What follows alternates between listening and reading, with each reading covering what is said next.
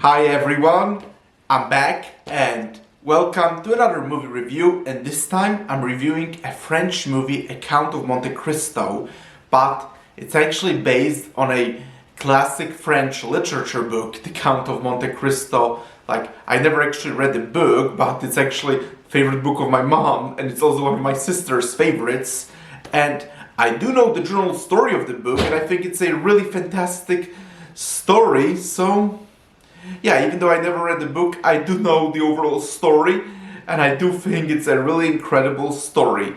And I should read the book probably at some point, because Alexandre Dumas is in general a fantastic writer and storyteller, so yes, I certainly should read The Count of Monte Cristo at some point. And the story is actually a classic revenge story, but what is unique about it is that this is basically an original revenge story, because now there's so many revenge stories nowadays, but The Count of Monte Cristo was basically the original revenge story, and it basically created many famous tropes in revenge stories. And so yes, whenever you're watching one of your favorite movies, let's say revenge story or something like that, chances are, without A Count of Monte Cristo book, those stories wouldn't exist. But now let's talk about the adaptation of this book. The story of A Count of Monte Cristo is certainly much more thematically rich and deep than almost all modern revenge stories, and I really love the movie, and the movie only further makes me want to read the book now.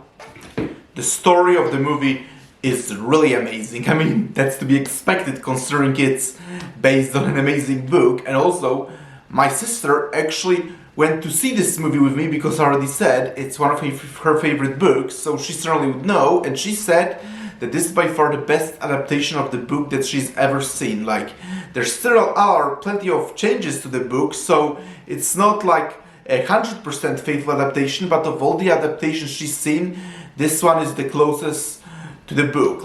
All the previous adaptations of A Count of Monte Cristo that she's seen, she told me she didn't really like, and this one she actually did kind of like. Again, she's told me that still apparently it's not 100% faithful to the book, but it's closer than almost all the other adaptations that she's seen, so that's certainly a very good sign, because again, I've never read the book, so I can't tell you how accurate it is, but I very much love the story. And my sister again said that of all the adaptations she's seen, this one is the most faithful one.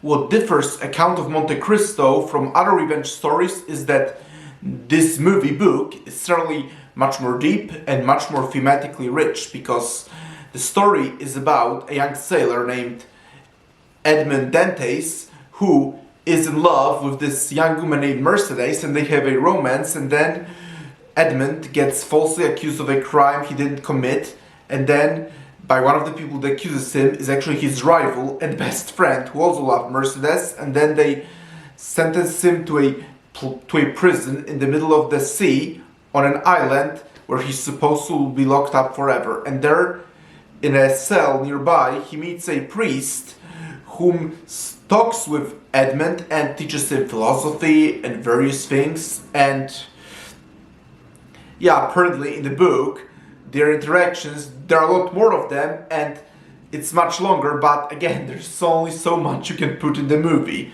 And then after 15 years, after spending 15 years of trying to dig a tunnel, the priest gets killed while Edmund embarks on a revenge quest. And because the priest told him about a secret Templar treasure, about a secret Templar treasure buried within, Edmund finds that Templar treasure and becomes very rich, and he comes back as the titular Count of Monte Cristo and decides to do revenge against those that wronged him. I mean, the story already probably sounds really amazing, and then it keeps actually being amazing when Edmond Dantes, actually now Count of Monte Cristo, is very rich and decides to take revenge on his enemies. And then I really also love the direction of the story and all. What also differs this from other revenge stories is that in many revenge stories, vengeance is actually presented as a good thing and we just cheer for our hero to get his revenge, but that's certainly not the case here. While the enemies of Edmund are certainly very evil and we very much root for them to lose, Edmund, as the further he gets in his revenge quest, he actually becomes kind of as evil as them actually, and you kind of like, it's hard to root for him actually at this point. I mean, you still kind of do because he's our protagonist and his enemies are even more evil, but later in the story he isn't really that much better than any of them actually. I also really love the setting of this movie. I generally love stories that take place in historical France because history of France is by far one of my favorite histories ever, and I generally love history, and I think France has some of the richest history in the world, and so yeah, I really love the setting of the story, and I also really love the beautiful visuals and all, and the costumes, and the early 19th century France is wonderfully recreated. It's amazing. I saw this movie actually in French with Polish subtitles, and I think this is probably the best way to watch it. At least I think it is.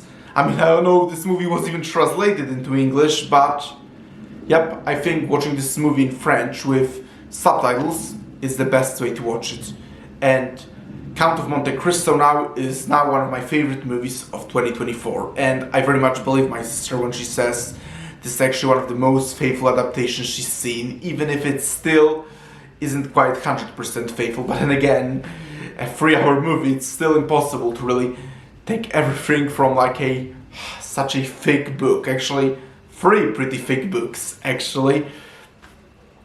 And also, I will say this is actually one of my last videos because I'm going away for 3 weeks. So yes, no videos for like 3 weeks. I will try to see Alien Romulus, but I will not be able to review it until like in 3 weeks because I'm going away for 3 weeks now, so yep, no videos for 3 weeks then. But thank you for checking out this video and press the like button. Please subscribe to this channel, and I will talk to you when I come back in like 3 weeks. Talk to you then. Bye.